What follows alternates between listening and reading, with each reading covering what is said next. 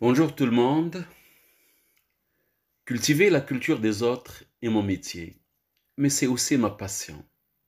En effet, sans base culturelle, sans sensibilité artistique et littéraire, notre vision du monde et notre perception de l'autre risquent de manquer de pertinence, voire d'intelligence. D'où l'importance de faire du partage culturel, littéraire, intellectuel une entreprise humaine à laquelle doivent contribuer toutes les volontés libres et généreuses. Adhérons donc à ce projet, c'est-à-dire mon projet, qui fait du partage et de la solidarité intellectuelle son point de départ.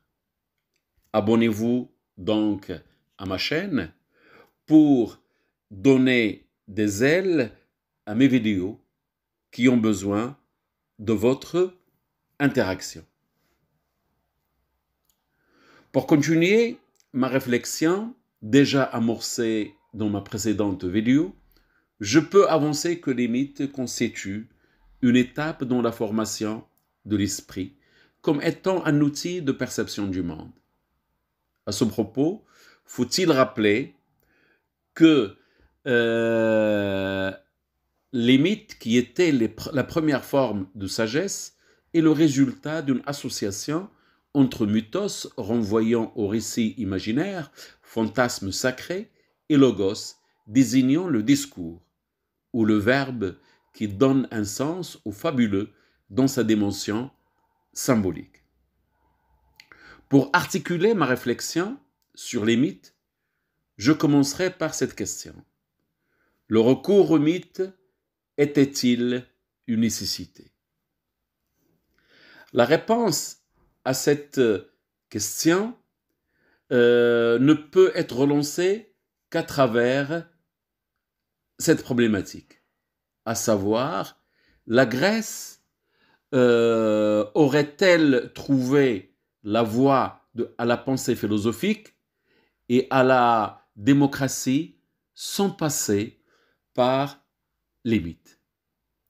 La réponse est d'emblée non, puisque certains penseurs font des mythes, foyers d'imagination et fantasmes religieux, le lieu d'une perception rationnelle qui interroge les lois de la nature à travers les figures divines. C'est pourquoi lors de ma précédente vidéo, j'ai jeté une nouvelle lumière sur la fonction explicative des récits mythiques. Ceci est d'autant plus vrai que devant cette angoisse qui travaillait les esprits des premiers temps, face au mystère de la création, l'homme se réfugiait dans les questions suivantes. Qui suis-je? Quel est le créateur premier du cosmos? Qui contrôle les forces de la nature?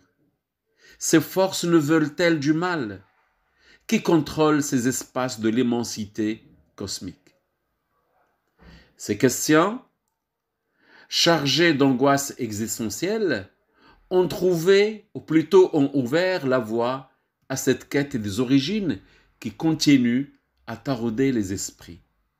Autrement dit, si les mythes remontent l'histoire pour découvrir les origines supposées de la création du monde, il n'en demeure pas moins que, quoique de valeur non argumentative, ils constituent un outil de réflexion dont les fables, de par leur dimension symbolique, cherchent à percer les mystères de la création.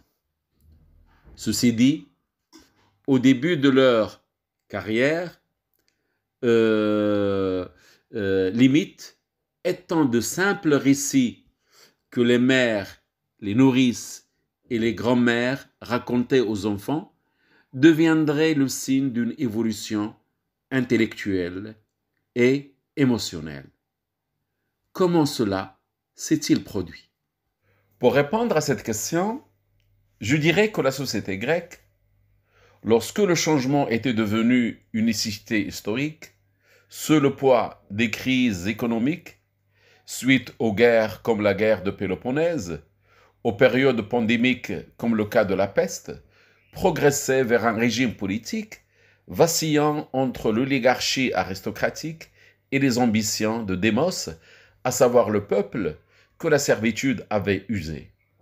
Comme qui dirait un conflit opposant la légitimité héréditaire à la représentation politique démocratique fondée sur le mérite.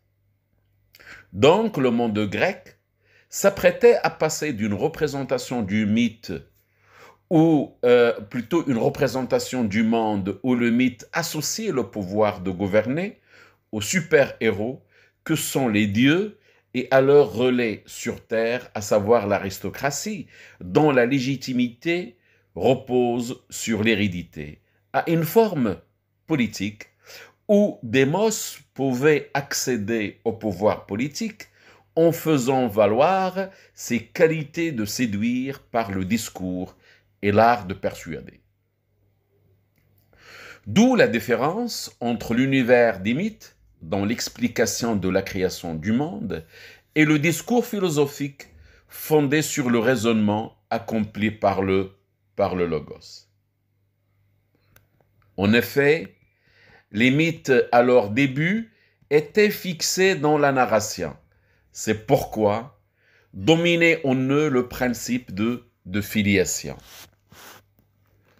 Donc, au commencement était le chaos, décrivant un état de désordre et de confusion, dont sortira une première génération de divinités et les premiers éléments de la nature, comme Eros, par exemple, amour, Tartare, enfer, Gaïa, la terre, Nyx, la nuit, Ereb, l'obscurité.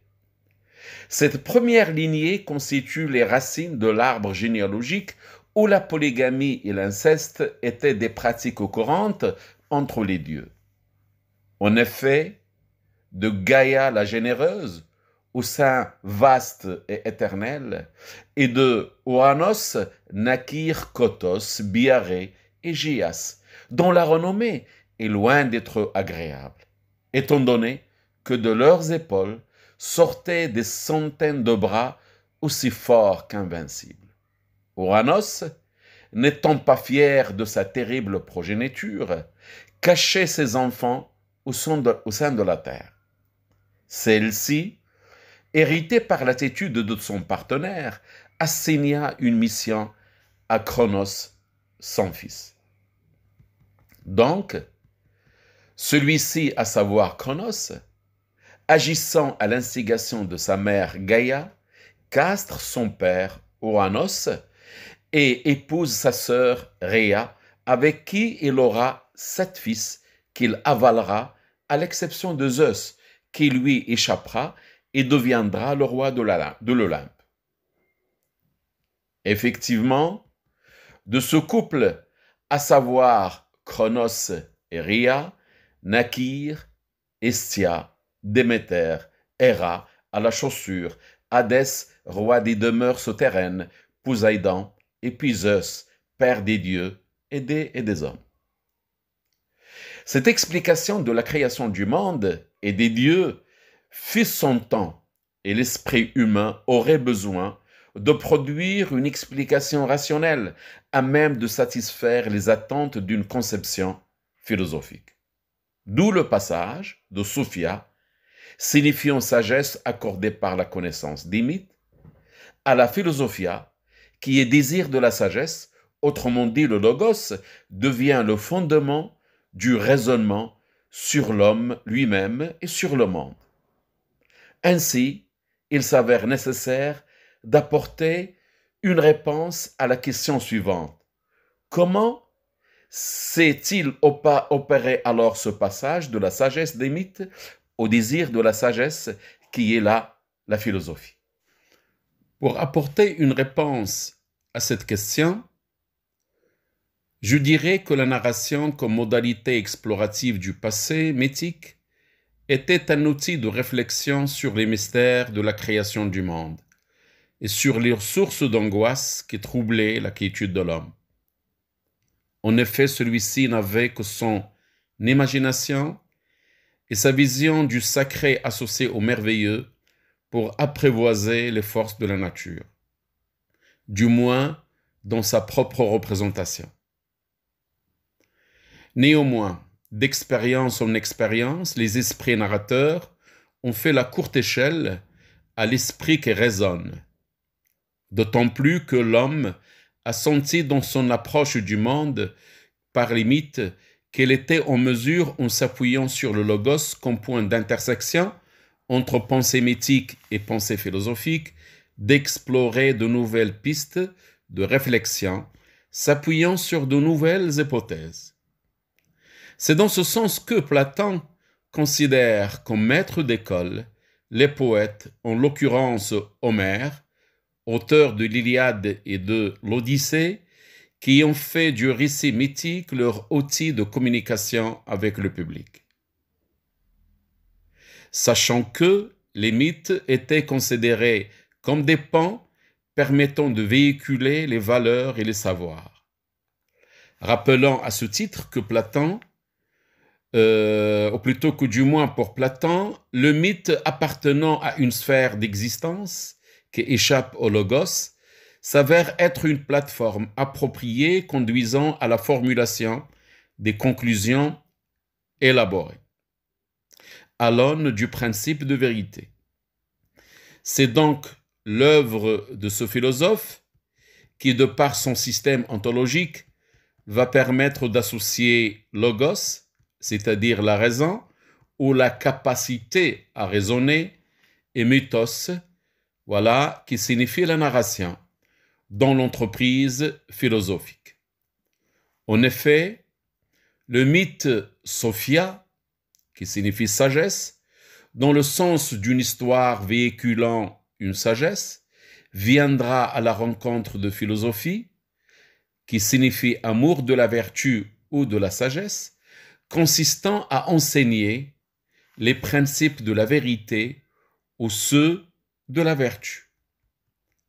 Ainsi, il s'avère que les mythes, en décrivant les forces symbolisant la puissance des dieux ou celle de la nature dans sa dimension cosmique, mettent sur scène des actions supérieures émanant d'un dieu ou d'un héros associé à des valeurs chantées dans le monde archaïque, comme la vengeance au titre de la justice sociale. Une force déclenchée sous forme d'un cataclysme ou d'une volonté motivée par une action démesurée permet dans ce sens, dans un mythe, de remonter jusqu'à la source du mal ou de la vertu. Le destinataire étant séduit par telle figure divine, horrifié ou repoussé par tel autre fait du récit mythique, conçoit alors le mythe comme les lieux d'un apprentissage passant par le moyen des passions.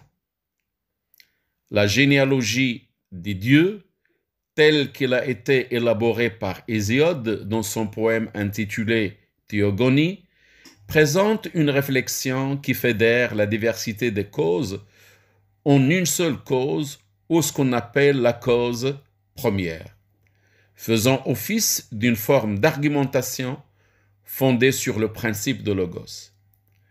Par exemple, le couple féminin-masculin est le principe de base, Gaïa, Uranus, ou amour, Eros, à l'origine du désir et de la répulsion de l'autre, semble systématiser les rapports entre les forces en conflit.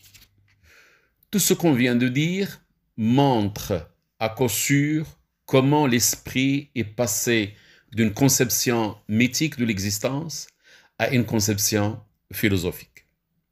En effet, la Sophia octroie au sage qu'elle maîtrise une autorité au nom de la tradition. Autrement dit, le sage, en connaissant les mythes, transmet aux initiés une explication des origines de la création du monde par le moyen des figures divines. La dualité dans ce sens du bien et du mal est fondamentale et structure l'imaginaire de celui qui raconte le mythe ou celui qui en fait son outil d'approche de la création. Avec la philosophia, ou l'amour de la sagesse, l'esprit passe alors à la démonstration. Ayant constaté le pouvoir de celui-ci c'est-à-dire de l'esprit dans l'approche des phénomènes de la nature, des voix s'élèveront pour contester le pouvoir de la tradition liée à la mythologie. Signifiant dans ce sens désir de sagesse, l'esprit se tourne vers l'avenir pour y prospecter les signes d'une nouvelle approche du devenir de l'humanité. D'autant plus que la naissance de l'écriture ouvrira devant la philosophie la possibilité de repenser le monde et les forces qui l'habitent. Elle déplaça alors ses centres d'intérêt vers la recherche d'une vérité.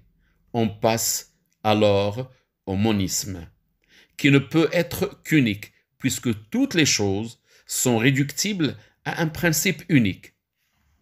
C'est d'ailleurs dans cette perspective d'idées que les religions monothéistes se substituèrent aux religions polythéistes qui ont séjourné dans la Grèce antique, parce que les mythes ont cédé devant la raison. L'esprit humain se met alors en position d'aventurier, en abandonnant les certitudes auxquelles donnaient accès les mythes pour enfin s'ouvrir sur l'inconnu. Et ce fut la mission des philosophes présocratiques qui feront de la pensée le cheval de bataille de l'esprit humain. Pythagore et Thalès sont les premiers à penser le monde via un monisme purement logique.